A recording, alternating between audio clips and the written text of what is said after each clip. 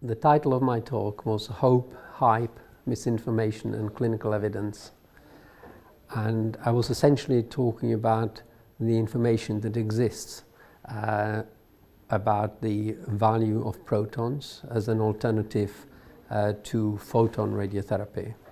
And I've provided analysis of the published literature in terms of the evidence based on systematic reviews and how this is perceived by the public and how it's being publicized outside by the media, which unfortunately is not always represented in the way, doesn't always represent the true facts of the situation. Proton therapy is a potential advance in radiotherapy, and certainly the evidence based on the physical dose distribution of radiation is in favor of it being perhaps a safer way of giving treatment with fewer side effects. And I certainly buy into this as a potential new treatment which would be of value to people with cancer.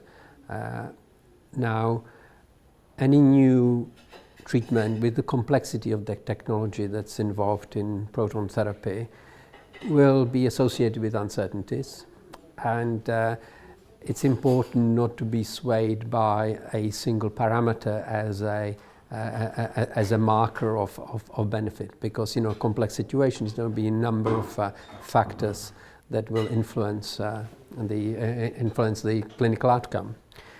So I'm very keen, based on my academic clinical experience, very keen to see that that proton therapy is put through the same rigorous set of tests as any other treatment, be it modern conventional radiotherapy or drugs, and that it has to demonstrate, for it to be applicable, clear benefit.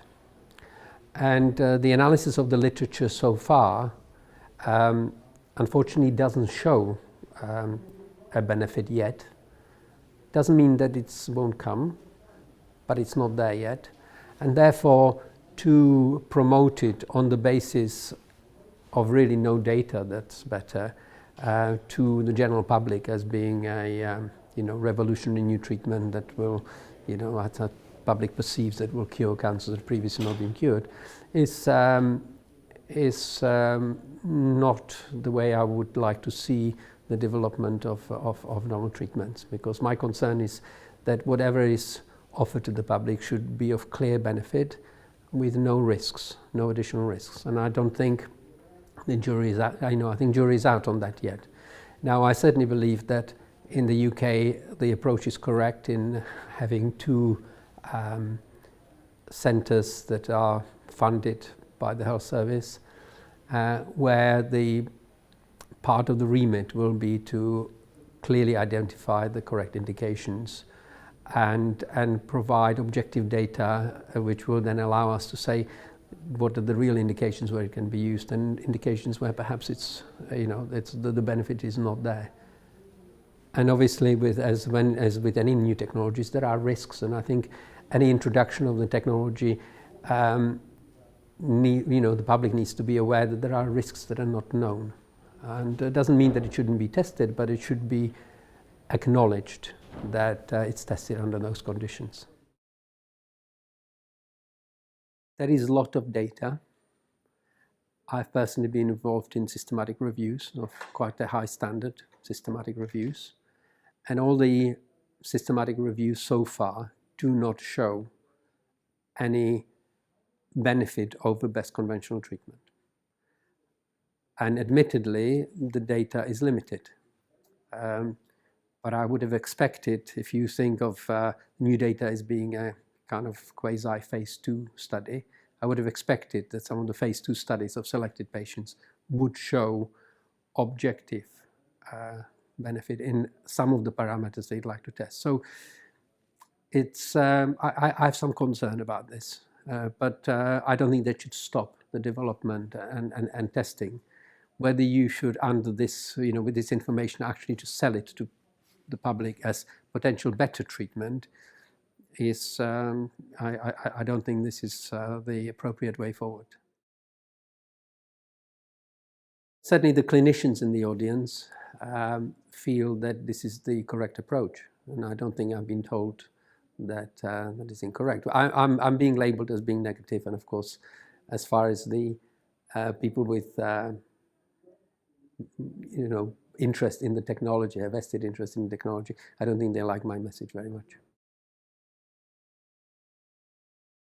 The whole concept of personalized medicine is, I guess, it's like everything in medicine. There are fashions, and it's a fashion, and there are some indicators that it is of benefit in small indications as a way of solving cancer problem.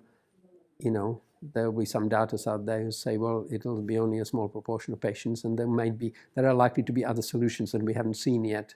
And the concern always is if you have one particular fashion, it may actually stop research into maybe slightly more esoteric ways of treating cancer. So, for example, the personalized medicine concept, which I have nothing against, it's a very reasonable concept, and as I said, it's applicable in a number of situations.